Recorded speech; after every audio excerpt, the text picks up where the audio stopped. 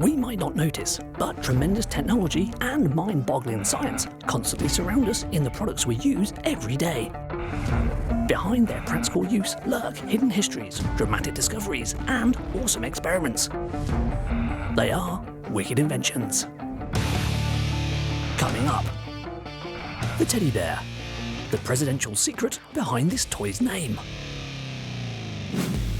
Plastic, the fascinating science behind this indispensable material. The ice cream cone. We reveal the cool secret behind the use of chocolate inside a coated cone, and it is not just there for taste.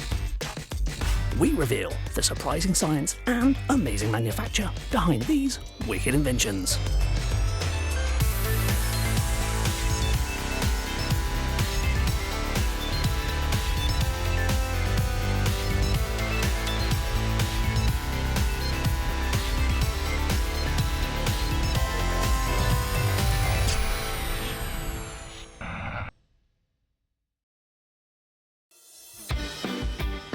Teddy bears have been around since the early 20th century, but just how did a cuddly toy famed throughout the world originate from a bear hunt in Mississippi? The kind of history of teddy bears is shrouded a little bit in mystery, but one or two possible sources are quite well documented. The teddy bear name originates from 1902 during an incident on a bear hunting trip involving Theodore Roosevelt, who was sometimes known as Teddy. Most of the hunting group he was with had already killed an animal, but Roosevelt was yet to play his part. With the aim of assisting the president, the group cornered, clubbed and tied a bear to a willow tree. They then called Roosevelt to the site, suggesting he should be the one to take its life. Roosevelt, being a sportsman and a nature lover, refused to shoot the bear. He just didn't think it was very sportsmanlike. And this caused a bit of sensation across the US. In honour of that, an enterprising businessman by the name of Mitchum had his wife, Rose, stuff a bear, a little kind of teddy bear, and put it in the front window of her shop in Brooklyn with a sign underneath saying Teddy's Bear, and it became quite popular. From this, Mitchum founded the Ideal Novelty and Toy Company, and the toys were an immediate success. Around 1905, the Steiff family in Germany started to create stuffed animals, notably stuffed animals with hinged limbs, and they were all based around the son from the family's drawings and sketchings which he'd made in the zoos of Germany. So that's when you really start to see teddy bears becoming mass-produced. However, due to poor transatlantic communication, neither Steiff or Mitchum would have known that one another were making teddies. In more recent times, teddy bears are predominantly made as toys for children, although they are also given to those of an older age to signify love, congratulations, or sympathy. The cuddly teddy bear is truly a wicked invention, but just how are they made?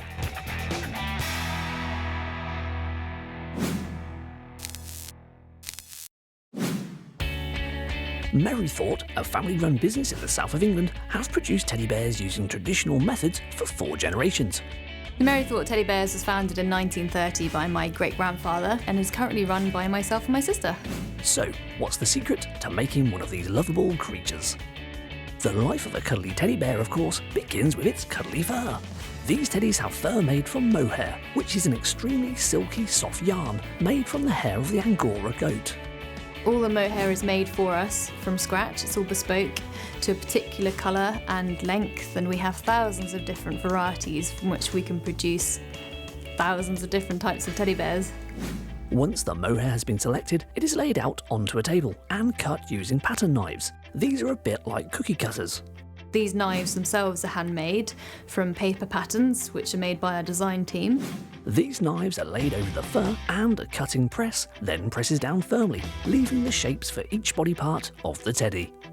Some designs, such as those with longer fur, have to be entirely hand-cut with scissors, meaning that this process needs a great level of experience and accuracy.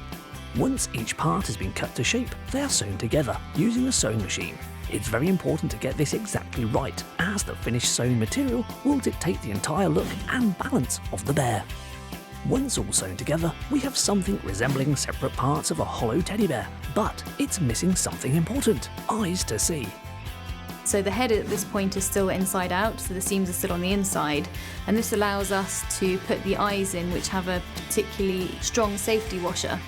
So they're put in, there's two parts to the eye. This is done manually, each one's put in by hand. Specific sized eyes are placed onto what is known as the eye tool and then pushed through a pre-marked out hole in the teddy bear's head. Today, plastic safety eyes are used most of the time, but some designs demand the more classic looking glass eyes, which can be very time consuming to attach. Now that our bear can finally see, the head and limbs must be turned from inside out to the right way round. This is a fairly simple process where the limbs are placed on a pole and pushed down. And there you go, our bear is now the right way round. He's still missing his super soft stuffing though. The nose of the bear is stuffed, first by hand with wood wool that will make his nose nice and firm. Once this is complete, the rest of the limbs are filled with carded polyester using a purpose-built stuffing machine. This stuffing machine that we use was actually imported from the US in the 1950s and is probably the most modern bit of equipment we have in our factory that we use. Each part is stuffed separately, using foot pedal controls that allow the operator to get the density of the stuffing just right. So each of the limbs are stuffed, again by hand, and we don't have any pressure gauges or anything, it's all done by feel, depending on which particular bear we're making at the time. Some are softer than others, some are larger than others and need a bit more stuffing in them to make them more rigid. With all the limbs stuffed, a system of pins and washers are then fitted to each of the bears and neatly hand-sewn closed. These pins will allow the bear's limbs to move and stay in position, vital for striking a pose.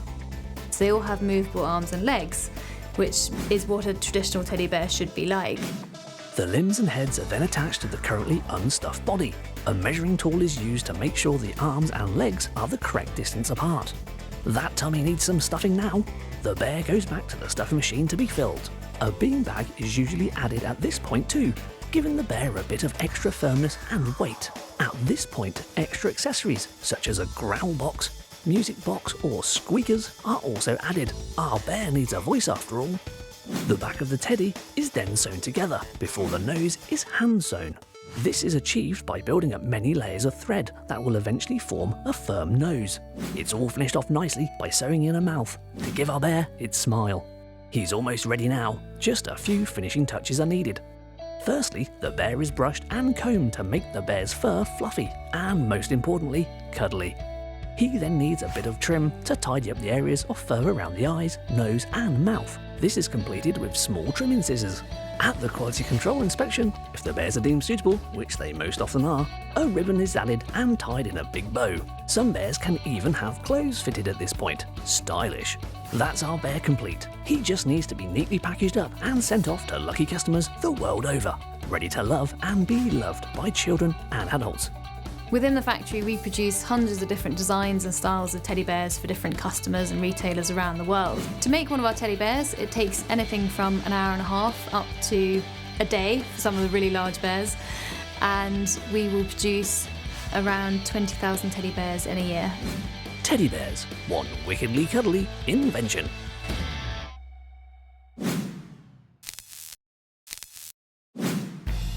It is a term used for a family of materials that we use every day, but probably think little of. It might be a byword for cheap and disposable, but plastic is a lot more interesting than you might think. Generally, we think of plastics as the hard plastic which we say sit on for chairs, we use for headphones, we use for car panel body parts, or you'll find in airplanes, otherwise known as essentially a hard plastic. If we add materials to the plastic, you can alter the properties of the outcome material. That is what makes plastics so useful and so versatile. The word plastic comes from the Greek plastikos, meaning capable of being shaped and moulded. But why can we manipulate these materials so easily? It all comes down to their molecular structure. All plastics are composed of molecules called monomers that are repeated in a molecular chain called a polymer. The ability of scientists to manipulate combinations of different monomers into polymers means they can create materials with a variety of properties that can be engineered for different applications. Although the ingredients that make up plastic are organic, this family of materials are referred to as synthetic or man-made.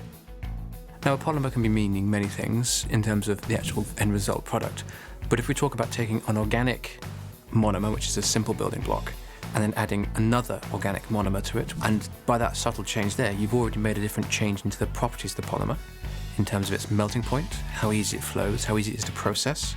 Some plastics require high temperatures before they start to melt. Some plastics require very low temperatures and they're instantly a solid. And also some ones will be effectively a plastic only at very low temperatures, and when they warm up they will melt and dissolve. And so it's these varying properties that we can deal with in terms of what you call a plastic. Arguably, the first commercial entry into plastic development came in 1839, when Charles Goodyear accidentally stumbled on a way to stop rubber from melting in high temperatures, called vulcanization.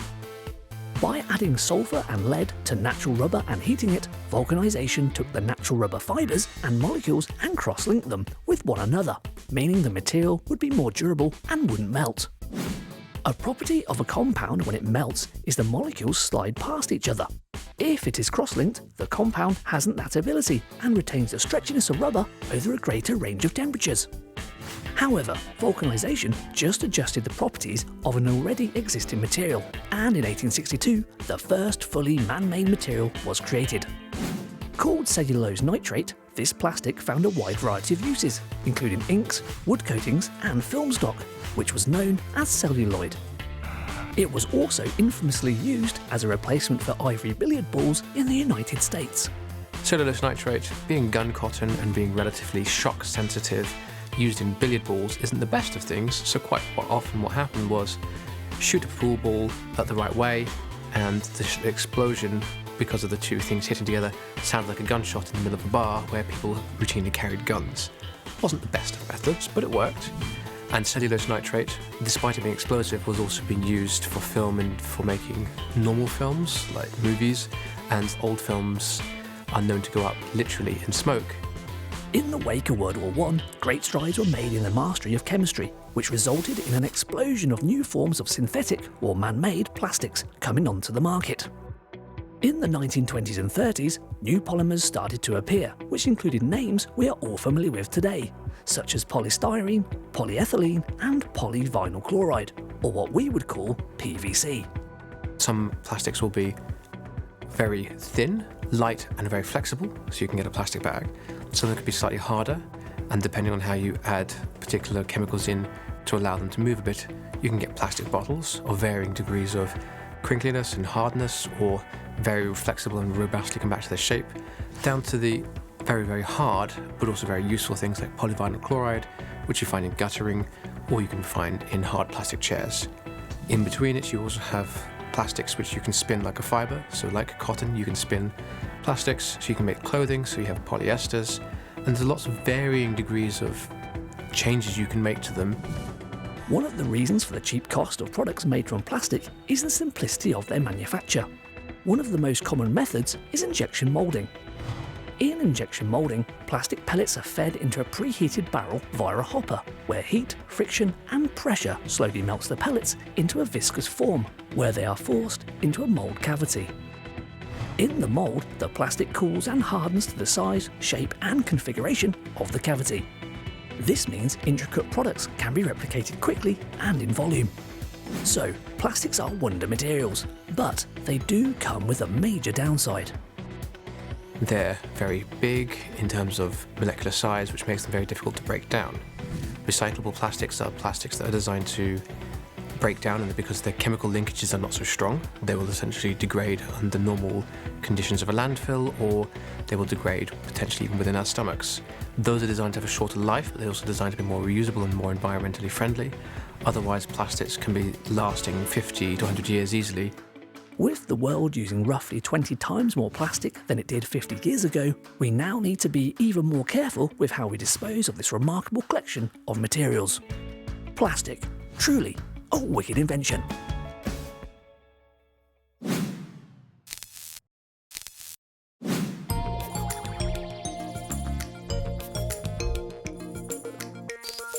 Can we pierce a water-filled bag with a pencil and stay dry? We're going to need a Ziploc plastic bag, some water, a bowl, and some very sharp pencils. Round size will work better than squared ones. We fill the Ziploc bag 3/4 of the way with water and seal the pouch and grab a sharp, pointy pencil.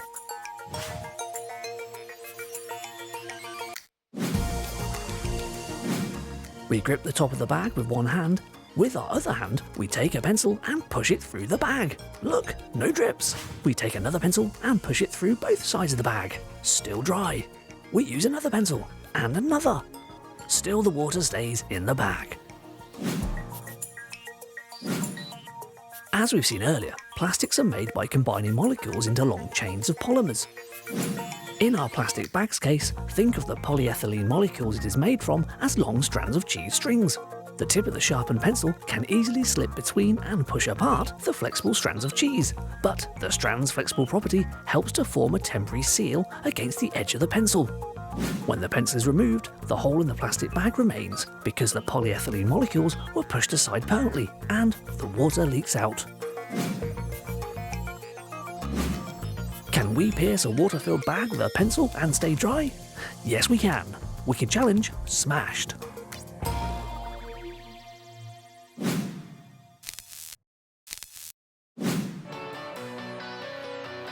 Over the last century, we have been enjoying ice cream cones of all types. Whether it be a waffle cone, a sugar cone, or even a wafer cone, what better way to enjoy a double scoop of your favourite ice cream? However, there is little evidence to suggest who created the ice cream cone. There is a very famous depiction from 1807, which could be one of the first etchings of someone eating ice cream, made at the Café Frascati in Paris, and you can see in one of the bottom hand corners a woman actually looking like she's licking an ice cream from a cone. In 1896, Italo Marchionne invented a hard, moulded cup for ice cream. Marchionne was granted a patent in 1903 for multiple cup moulding apparatus. From this, there were many other smaller creations and ideas. Now in London there was a big culture of eating ice cream. You started to get things called penny licks. So a penny lick was a small glass jar filled with ice cream which you'd lick and then hand back to the street vendor who'd clean it and refill it. Now not only is this slightly unhygienic, especially in a city where cholera is endemic, but it's also a bit impractical because it also numbered the amount of ice creams you could sell at one time. The penny lick was banned in London in 1899 due to concerns about the spread of disease, as the glass was not always washed between customers. One of the more popular and favoured tales is the creation that was introduced at the 1904 St Louis World's Fair by Ernest A. Hamwi. Hamwi was selling a crisp, waffle-like pastry in a booth right next to an ice cream vendor.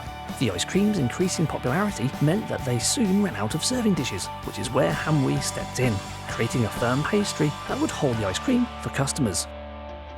So one of the biggest developments which happened for the ice cream cone was the invention of a transportable and freezable ice cream cone. Now by that I mean when you see ice creams which come pre-packaged, so like a cornetto. It was in Naples in the 60s when one inventive Italian ice cream shop owner wanted to create something which he could make in his shop in Naples but possibly sell in Bolzano or Venice, hundreds of miles away. So what they did was they created the chocolate-lined ice cream cone, and the chocolate-lined ice cream cone allowed the producer to put ice cream in, wrap it up, and the chocolate would stop it from melting or making the cone soggy. So a massive evolution and a great coup for ice cream cone makers around the world. In 1918, Lebanese immigrant Albert George, along with other family members, brought some second-hand cone baking machines and started the George and Thomas Cone Company. Today, the company still runs, but is now known as the Joy Cone Company. Based in Pennsylvania, the company bakes over 1.5 billion cones per year to satisfy customers all over the world. But just how are they made? I'm David George. I'm the president and CEO of Joy Cone Company, and I'm the third generation of the George family to run Joy Cone.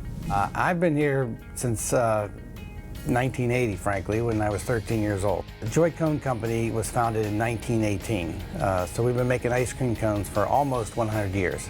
We're coming up on our anniversary very soon here.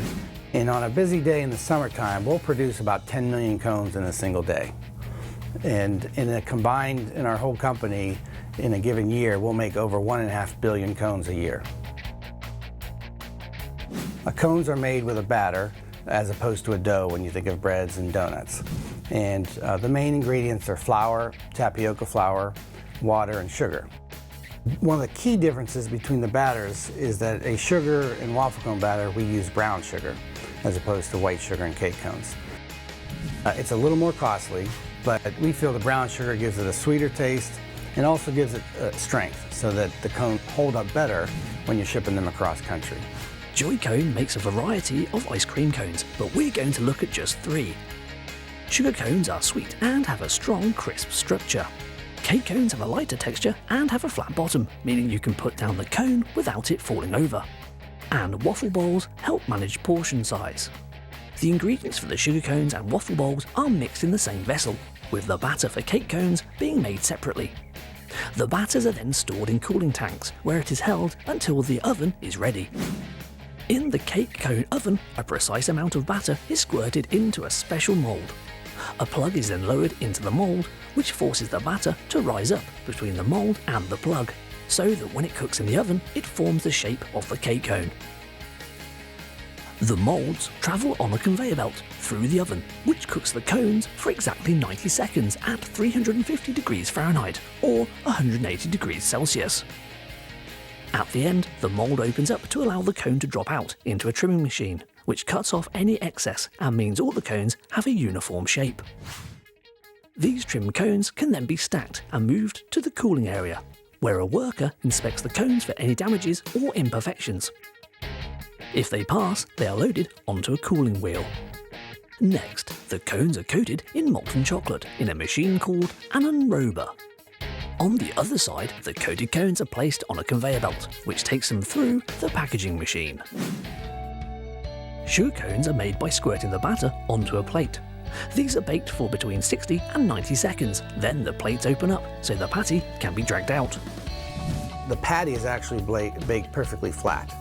It makes one revolution, and when it comes out, it's very warm and malleable, so it can go into a spinner, and it spins the patty around into the shape of a cone. This forces the round patty into the cone shape. The roller machine then opens up and the cone falls down into the stacking machine. Stacks of 6 are sent to a worker who checks them for quality before they're laid on a conveyor and taken to the packaging machine. Waffle bowls are baked just like the sugar cones. However, the patty is then placed over a bowl press. A plug comes down and bends the patty into the shape of a bowl, holding it there to fix its position. The waffle bowl is then pushed out of the press and taken away to be checked, stacked and wrapped in a layer of plastic corrugate for protection. In the packaging process, a plastic film encases the cones as a sealed layer of protection. To prevent the likelihood of any form of contamination, the cones then travel through a metal detector before being placed by either a machine or by a hand into boxes. A laser will burn the date and product code onto the boxes, then they are placed onto a pallet and shrink wrapped. The wrapped pallets are finally taken into a warehouse for storage, ready to be shipped to consumers. The ice cream cone, truly a wicked invention.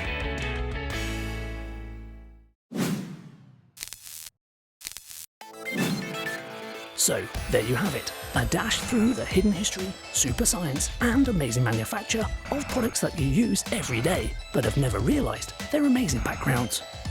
The teddy bear, plastic and ice cream cones, all wicked inventions.